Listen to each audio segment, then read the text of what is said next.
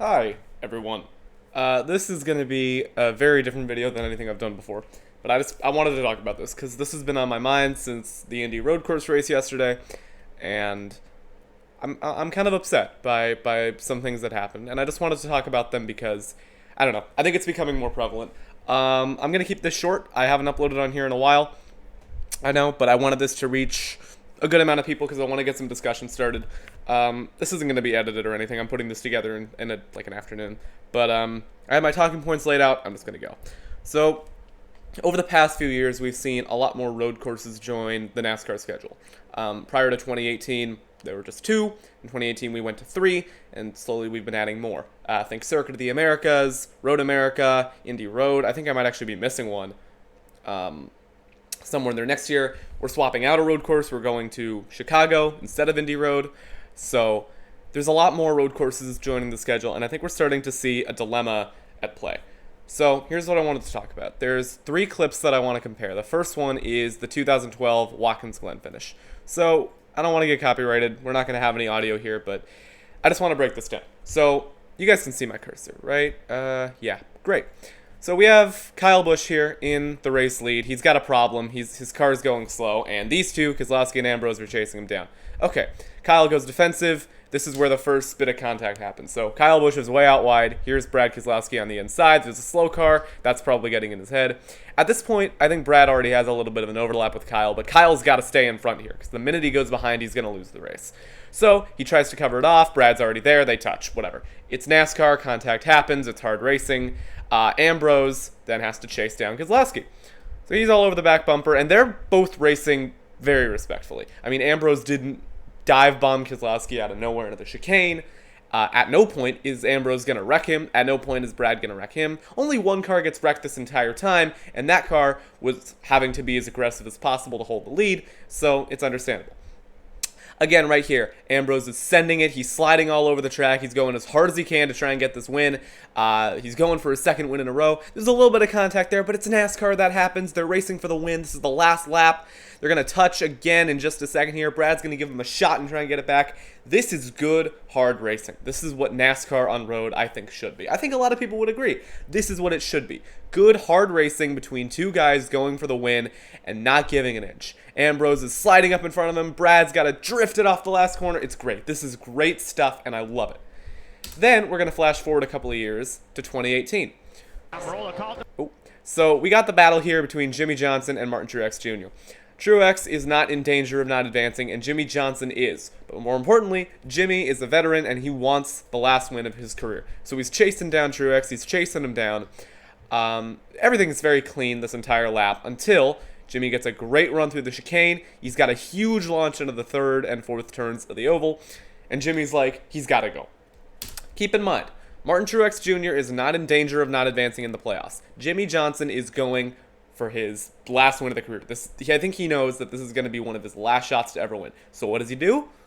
He sneaks underneath him, and he's going to send it. He's going to send it as hard as he can to the braking zone. Knowing Jimmie Johnson, I don't think he would have done this if Truex was in a must-win situation. I don't think he would have risked wrecking them both. But he knew that Truex did not need to win this race. So he gets light on the brakes, and he messes up. He locks up the brakes, he spins, he cuts the chicane, and he wrecks Truex. Okay, not clean. Not an ideal situation. Jimmie cuts the chicane again, he gets back going. But here is what's important to me. Jimmie Johnson, knowing that he just cut the track, stops, serves his penalty, and then keeps going. And in all this, Ryan Blaney wins. Jimmie is not rewarded with a better finish for wiping out Martin Truex Jr. He serves his penalty, and he comes across the line. I think he gets like 8th, 9th? I don't know. Either way, it eliminates him from the playoffs. Jimmie Johnson pays the price for wrecking another driver, as he should. And then, we're going to flash forward another 4 years. Alright, so I've got some timestamps here. Number 1. 12 minutes into the video. This is the second to last restart. And oh boy, do I have a lot to unpack here. Oh. So, already a lot is going wrong. The leaders, whatever, they're fine. Everyone else behind here is going 4 and 5 wide into a really tight corner. That's not a good idea. Every driver in here knows that that's not a good idea. But what do? They go for it anyways. And then, this is the dumbest move on this whole restart. I don't care what you say. This is the dumbest thing that anyone could do on this restart. Joey Logano, that bright yellow 22 car, sees that they are 3, almost 4 wide in front of him, and you know what he does? He sends it 5 wide. There are 5 cars lined up here with Joey Logano sending it half on the track down into turn 1. I don't dislike Joey Logano. I used to be a fan of his. I'm kind of neutral on him now. But this is the dumbest move in the entire race.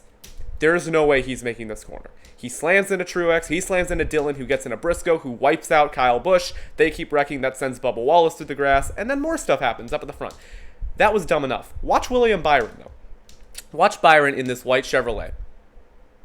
Under braking, he just sends it over to the right when Blaney is already committed to taking the corner. Throws it in there. Wrecks the 12, slams him into Chase Elliott, and that causes a massive wreck behind. And he wrecks himself. What the hell? I mean, look, I understand that they are racing for important positions with 3 laps to go. But at a certain point, it is a complete lack of respect on the part of the drivers. You can't tell me that anybody in this pack had any intention of making this corner clean. Every driver here knows that the way they're going to make this chicane is by packing it in as hard as they can, turning as hard as they can, and hoping that they bounce off other cars in the right way to make it through the corner. There is no way Joey Logano was going to make that turn from the inside. There's no way any of these drivers were going to make it. All right, but it gets worse. So now we're going to take a look at the last restart. And this is where people just straight up stop caring. All right, green flag back in the air. Keep in mind, by the way, Ryan Blaney has raced this whole race very cleanly. He has done nothing wrong this whole race. He is legitimately in third. He's done nothing bad. Suarez sends it on him 3 wide. Everyone else in the pack, I mean, they're doing the same thing. No one over here has any intention of making the corner. And you're going to see that when they get into the corner, they're all just going to slam into each other. But watch this. Blaney, who's been driving this whole race very cleanly, gets slammed into twice and wrecked. He's done nothing wrong this whole race, and you know what he gets for it? He gets wrecked.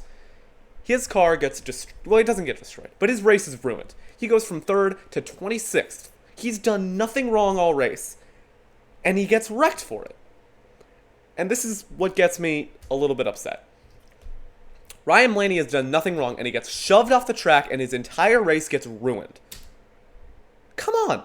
That's ridiculous. That is completely and totally ridiculous, and it's a sad reflection on NASCAR. It's insane. It is completely insane to me that a driver who has done nothing wrong all race gets sent and wrecked. I mean, come on. At a certain point, you got to draw the line. There is no way that Suarez was making this corner. He is all the way on the inside here, and watch where he tracks out. Look at this. He drifts into the corner, slams Blaney off the track, and really drives himself off the track. I mean, come on. Come on. And this isn't necessarily a poor reflection on Suarez. I like Daniel Suarez. He's a great guy. He's a good racer. This is what happens when you have restart after restart of complete chaos, disrespect, and a complete lack of officiating. People just stop caring, and maybe rightfully so. I mean, look what happens when you do care. Look what happens when you race cleanly. You get wrecked. All right, but that's not the stupidest thing. Watch Ross Chastain. There he is, all the way on the right. Keep in mind, he enters this corner in 5th. Never even attempts to make the corner. Just goes straight on. He guns it through the runoff area, and watch where he comes out. Watch this. Chastain, who completely blows the corner intentionally, literally shortcutted the track. If you look at the replay, the overhead one, Chastain actually guns, like he speeds up through the runoff area. He knew what he was doing. He comes out in front of Tyler Reddick, Reddick has dominated this entire race, and he is now getting passed by a guy who cheated. Blatantly and completely cheated. Come on! Like, NASCAR made the right call in penalizing Ross Chastain. They did not make the right call in letting the race get to a point where that was deemed acceptable. Anyways, Tyler Reddick gets raced by a guy who's disqualified at this point. He gets hit a couple of times. Reddick could have lost this race. Reddick has dominated this entire time. He could have lost to Austin Cindric because a guy who was already disqualified is racing him for the win like he's supposed to be there. I mean, it's stupid. But yeah, in the end, whatever. Tyler Reddick passes Chastain. He wins like he should. Chastain rightfully gets disqualified. But Joey Logano, who, keep in mind, just made the dumbest 5-wide move one restart ago, gets rewarded with a top 10. Daniel Suarez, who sent it in about, 10 miles too deep. Actually, I think he got wrecked. I don't even see him on the ticker. I'm pretty sure he got wrecked. Well, I guess I'm not proving a point there, but Joey Logano, who sent it 5 wide in the dumbest way possible, gets rewarded with the top 10. That's not right. Anyways, the point I wanted to prove is that there is no way Joey Logano could have made that corner. So I decided to load up iRacing, and I'm going to do a little simulation of that restart. Of course, I've loaded in the Joey Logano machine. Got to be accurate, So here we go. Green flag back in the air. This is if you took the corner normally. If you're taking the corner normally on a restart, keep in mind I don't have a lot of practice at this track, so you could have gone a lot faster. But if you're taking the corner normally on this restart, you can make it through at about 42 miles an hour. Maybe faster if you're better, if you have a wider entry, whatever. I wanted to be conservative. You can make it through at about 42 miles an hour. All right, we're going to skip forward a lap. This is what Joey Logano decided to do on that restart. All right, green flag back in the air. He sends it. He is all the way down on the inside line. Watch what happens if you try and take the corner at the same speed. Actually, I went a little slower here. So here, we're hitting the apex at about 33 miles an hour. You can't make it. I mean, you can make the corner, but keep in mind that in the race, there's cars here and here and here. He's 5 wide. If you're going to make this corner cleanly while you're 5 wide, you got to be here. You can't tell me that someone entered the corner that narrow with that many cars on his outside with any intention other than trying and hoping that he's going to hit those cars in a way that's going to turn him into the corner. Because if he did want to make the corner cleanly, would you like to know how slow he would have to go? Would you like to know? About 25 miles an hour. And even then, you're still probably going to make a little contact with someone. But you'd have to go about 25 miles an hour to make that corner cleanly from that angle. So, make of that what you will. Sorry if I got a little angry in this video, but I'm just not happy with how things went. And honestly, I think more people should be upset. Like, I don't want to be that guy that's trying to, enforce morals onto people, but I feel like at a certain point, this has to stop. It's not fun for the drivers to be putting in clean races only to get junked. It's not a good look on the sport to have drivers junking each other just to make the corner. It's just not a good look. In the end, I'm happy that the right driver won the race. Because if he got wrecked by a guy that was disqualified, I would have been a lot angry in this video. Thank you for sticking around if you did. Sorry I haven't been uploading on this channel at all. Just a lot of stuff changing in my life, but nothing you need to worry about. I'm having a good time out here. Y'all take it easy. Sorry for getting mad. I might see you again sometime, I might not.